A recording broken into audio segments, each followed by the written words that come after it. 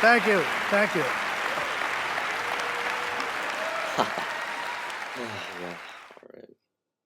In our universe, we as humans throughout history have looked up to the stars and wondered, are there any planets beyond Earth which are habitable?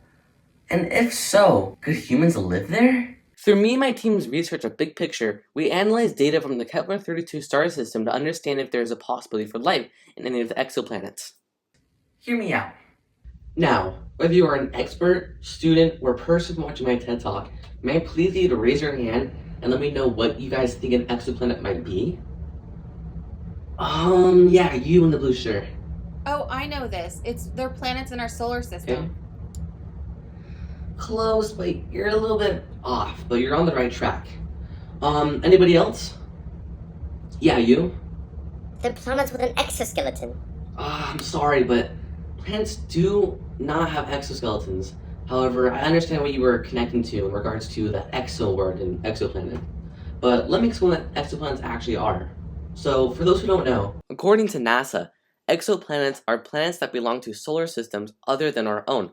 For instance, Kepler-20e is an exoplanet located in a distinct solar system, having the planet be just 1.03 times the size of our Earth, and orbiting a star similar to the Sun. Exoplanets are important for many reasons, mainly with their role in our search for life beyond Earth. Scientists focus on finding exoplanets within the habitable zone, often called the Goldilocks zone, a region around a star where conditions may allow liquid water to exist on a planet's surface. Since liquid water is essential for life, as we know it, discovering exoplanets in this zone can raise the possibility that they could support life. Other factors that scientists also consider understanding is if an exoplanet has the possibility of being rocky, just like Earth, and having liquid water, which also meet the criteria for planets that have possible life. To find exoplanets, scientists use the transit method. The transit method involves finding exoplanets by observing the slight dimming of a star's light as it passes, or transits, in front of it. The dimming happens periodically or yearly for those planets, by corresponding to the orbit of the planet around the star. As seen by the graph above me, this graph represents the transit method used to detect exoplanets in a solar system. The y-axis shows the brightness of the star, while the x-axis represents time. The recurring dips in brightness, highlighted in red, indicate periodic dimming, which suggests the presence of a potential exoplanet passing in front of the star. Determining the mass and dip of the planet allows us to calculate its radius r and density d. To find the planet's radius, we use this specific equation where capital R is the star's radius squared and the dip variable obviously representing the dip. Once we have the radius, we can find the volume using the 3D sphere volume formula, which is V equals 4 divided by 3 times pi times r cubed, and determine the density by dividing the planet's mass by its volume. Comparing the density to the provided chart helps us identify the planet's composition. Now bringing us to the Kepler-32 star system. This is the transit graph we were provided. Unlike the simpler example I showed earlier, this graph is more complex. Despite this though, us, a team of high school students, successfully did our best by hand to identify the dim period of one exoplanet out of 5. The primary challenge in finding the other 5 planets was from the overlap in the data. Multiple planets and planet-like objects caused overlapping dips in the light curve, making it difficult to see which transits corresponded to actual exoplanets in their period. After sending this data to our teacher Clinton, he replied, giving us new data containing the force of gravity between the star and planet of planet C and E, the mass of planet B, D, and F, the semi-major axes of planet B, the orbital period of all planets, and some star information like the solar mass, star type, and stellar radius.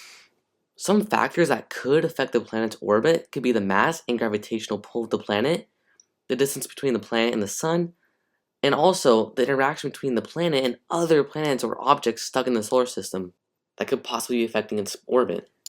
Now, sorting all of our current and new information together, here we made a chart containing all of the data we had gotten. Now, what we needed to do was to use Kepler's third law, which states that the square of a planet's orbital period is directly proportional to the cube of the semi-major axes of its orbit. This will allow us to solve for the semi-major axes of the rest of our 4 planets. Now, we plug in our known variables, being our planet B, find the quotient, do some cross multiplication while making sure to include our units of distance being AU, and then cube root to now be able to solve for the semi-major axis of any of our planets. Now that we have the semi-major axes of all our planets, we can now solve for their masses by using Newton's law of gravity. The equation states that the force, or more formally, the acceleration of gravity, is equal to the gravitational constant times the masses of the two objects divided by their distance squared. In this equation, we'll plug in the semi-major axes of the planets for d. Now, plugging in the mass and distances of the planets which contain this variable mass, we do some algebra while keeping all of our units. We can now solve for the mass of other planets which are unknown. By doing this, we can now plug this in our old data and update some of our old blank parts. Because we were only able to identify the dip for only one planet, being planet D, this will be the only planet that we will be able to solve for, the density and whether it is habitable or not. We solve for this by firstly using the stellar radius equation. As mentioned previously, this equation helps us solve for the radius of the planet when we have its dip. Now doing the math, we get the radius as 1.33 times 10 to the power of 7. That's a really big number.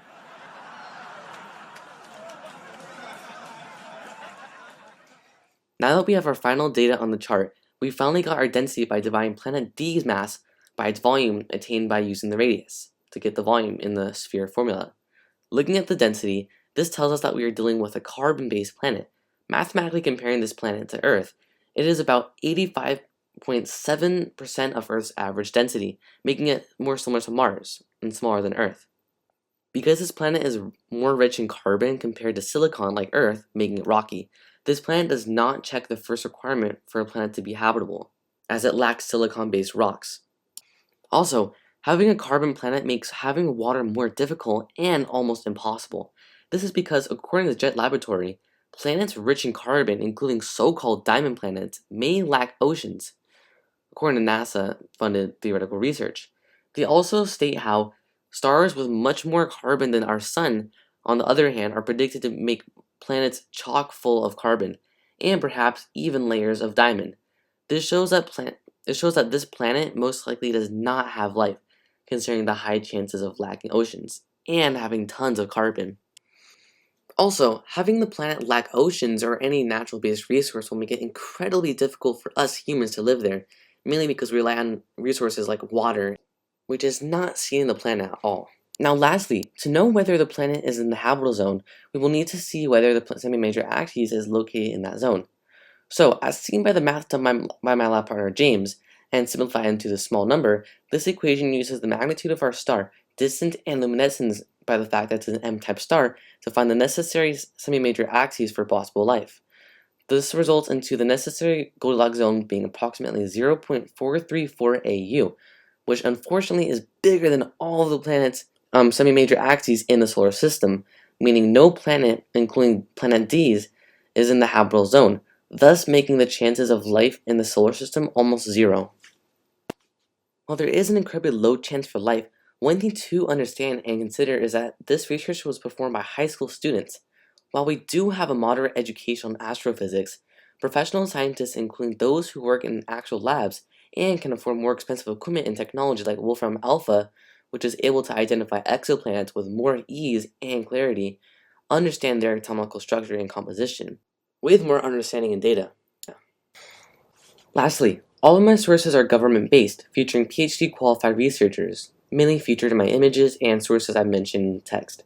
Most of my animations and calculations were done by me and my team. Thank you. And to the person next to you, ask them, do they think there's life beyond Earth?